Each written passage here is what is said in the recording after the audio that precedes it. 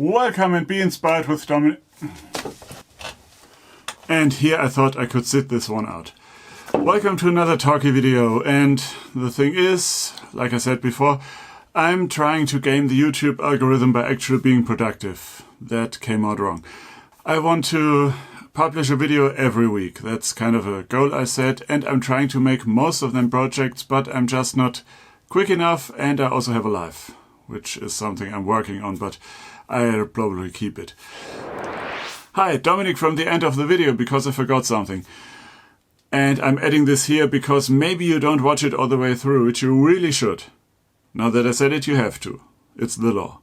So what I wanted to say, in order to game the algorithm, if you're inspired by any of my videos, please comment down below with inspired. That's it. That's the great and insightful comment from the future. Let's head back. This time I want to talk about these two Halloween projects, which I made the last 2 weeks, which, if you mull it through in your head, means that I cut it awfully close. That was the Saturday before Halloween, and that's just 1 week earlier. A lot of chicken wings had to be eaten to make this on time after I published my video. But since the cult once again took over the narrative, I want to give you my cliff notes and my talking points on those which I didn't get to in the actual videos. Which is also my content strategy to put out more videos. You call that a content strategy? You call what you're doing being evil? Point for him! Be quiet.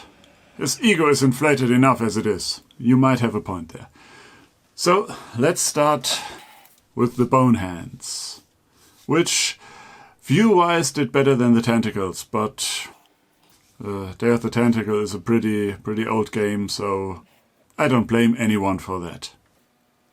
There are a few things here. These bones, as you saw in the video, I boiled them to get rid of all the, well, the meat, the non-bone material. I've also decided to edit this only where I really have to. You'll see a couple of edits, but you know what that means then. The thing is, I put them in water, as you do, to boil. I brought that water to a boil. Well, I did turn it off after a couple of hours of simmering. But then I didn't have time to finish it right away. And by finish it, I mean just drain the water. So these soaked a lot longer than I had anticipated. They didn't get moldy or gross or anything, but they did get brittle. They were pretty much soaked, and you could easily squash them with your fingers.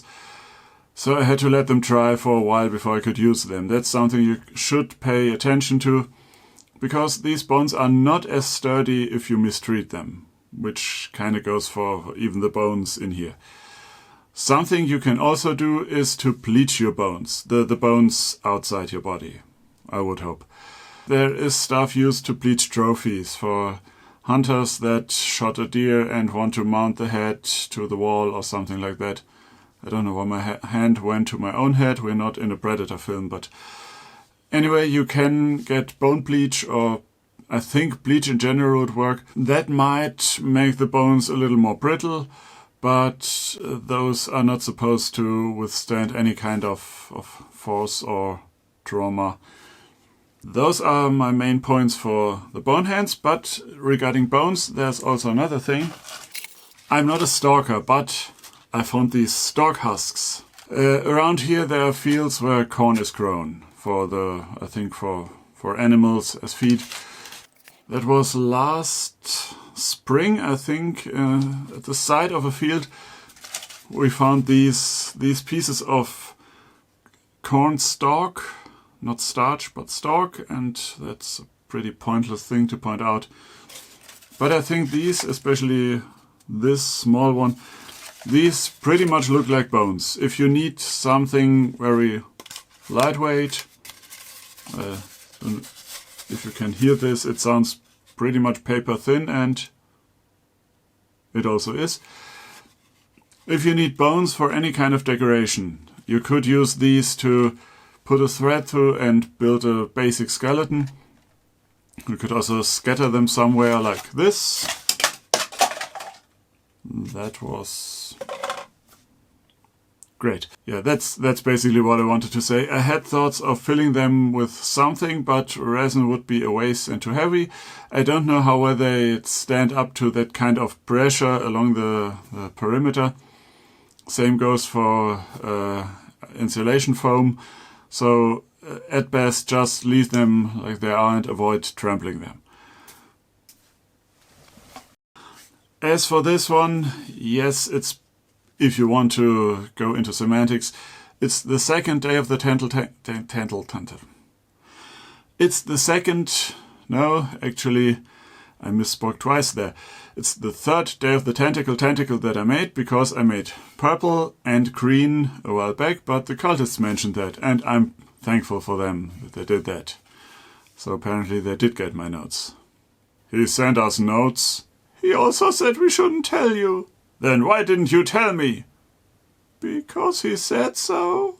Why do I even bother? I don't know either. But I also made a tentacle monster in a can. You can check out the video here, and in there I have another method of making tentacle-like shapes, because obviously this one can't really bend unless you take a thick, wider board and cut that into pieces, which might be a shame or a cool project. But with these I had a round piece, cut that at an angle, and then it would be a cool effect if I could do it with this one, but I don't want to cut it apart. But you cut it at an angle and then you glue it back together, twist it in a way that the faces still fit, but basically turned about 180 degrees. So you get a more bendy tentacle thing. It gets harder to do the larger you make it, and you have to sand or remove material a lot more.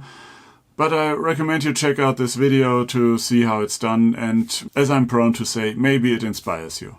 I also want to point out, and I don't know whether anyone watched that video with that kind of eye for detail or trying to be nasty, but it's a pretty rough surface here. But I didn't really care about that because it's going outside, it's protected, and who knows, maybe tentacles have a surface finish that's at best called sloppy.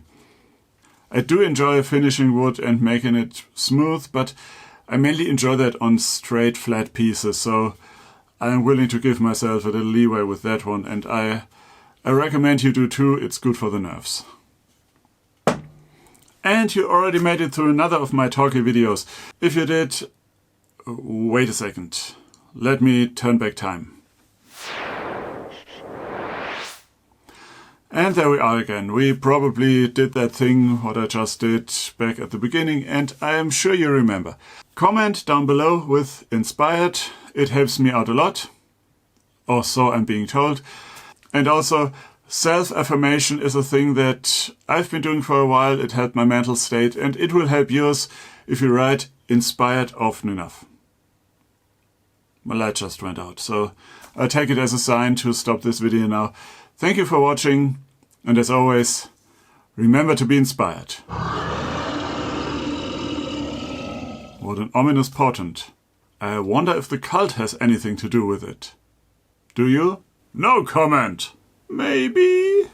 Just as I expected. See you next time.